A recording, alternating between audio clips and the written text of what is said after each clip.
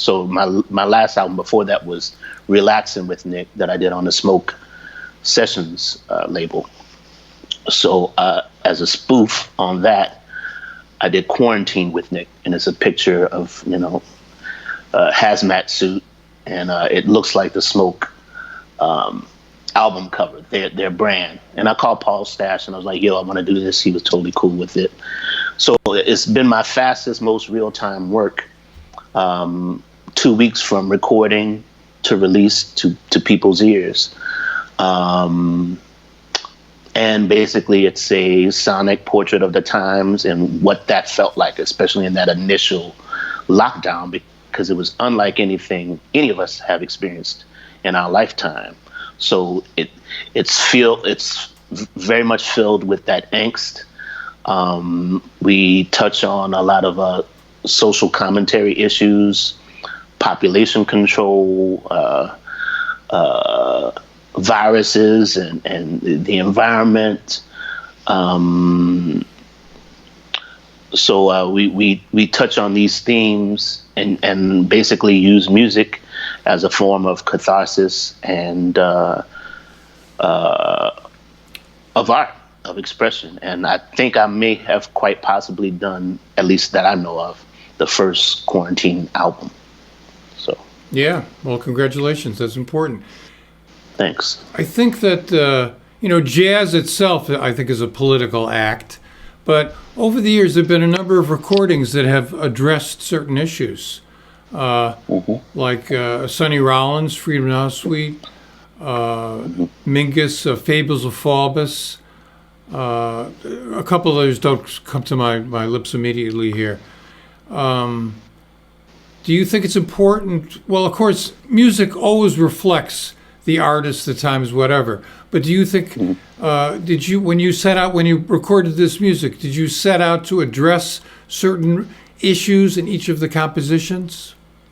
Absolutely.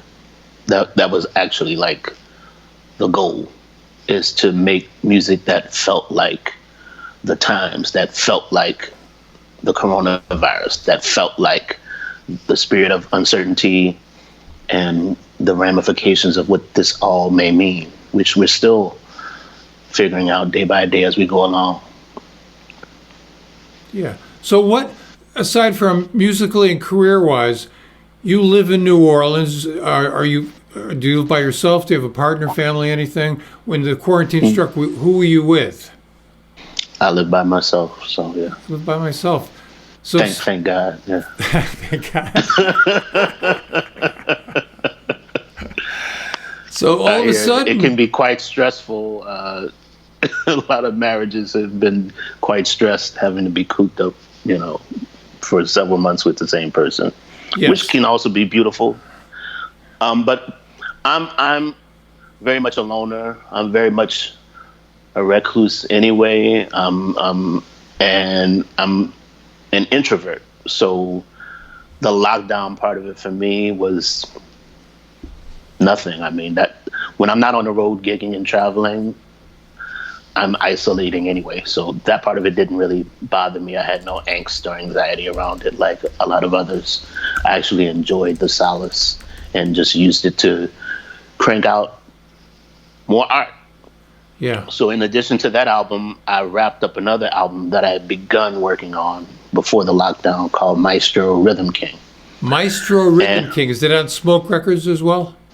No, this is on my Payton Records label, my very own label. As is Quarantine with Nick. We spoofed the Smoke cover, but both are Payton Records releases. I started my own label in 2012. So this is probably my maybe 7th, 8th release I'm at so far. And I have a couple in the can ready to go right now.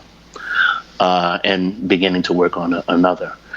But yeah, basically the album title derives itself from the drum machine that I featured very prominently on it, called the Maestro Rhythm King. And I got the inspiration to use this machine from Sly Stone, who featured the machine very heavily on his There's a Riot Going On.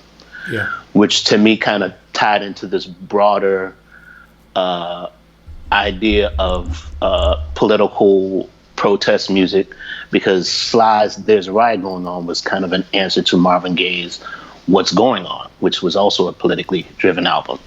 So I felt it would be a fitting time to drop an album inspired by other political works, but also maybe a bit counter and a bit softer and warmer to the Quarantine with Nick album, which starts maybe a bit unsettling and it warms up as you go throughout the album. But I really wanted it to feel stark, lonely, dismal in certain places, and then maybe we don't hit any warmth until about 3-4 tunes in.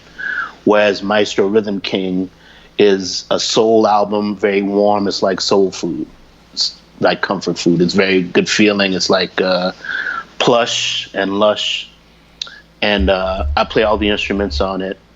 Like I said, I featured that vintage drum machine on all the tracks. I play some live drums, augmented with live drums on some tracks, and use a lot of vintage keyboards like the Fender Rhodes and the Moog synthesizers and the Prophet and Korg Poly 6. And yes, it's like a modern R&B album, basically. Yeah. One thing that's notable about Nicholas Payton is that he's more than just a musician.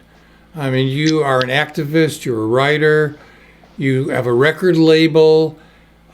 So these multiple things that you are doing, is that something that's always been part of your agenda? And what was the inspiration for that? I think so, to some degree. But as I've gone along this journey, I've felt more comfortable, more confident to bring some of the other aspects of my artistry to the forefront. For the formative years, I was very focused on playing the trumpet and being a trumpeter. But the whole while I was sneaking stuff in. For instance, on my Nick at Night album, that was the first album I played other instruments on. I played some keyboard. I played harpsichord and celeste. On Dear Lewis, I played Fender Rhodes on a track. I sang on a track.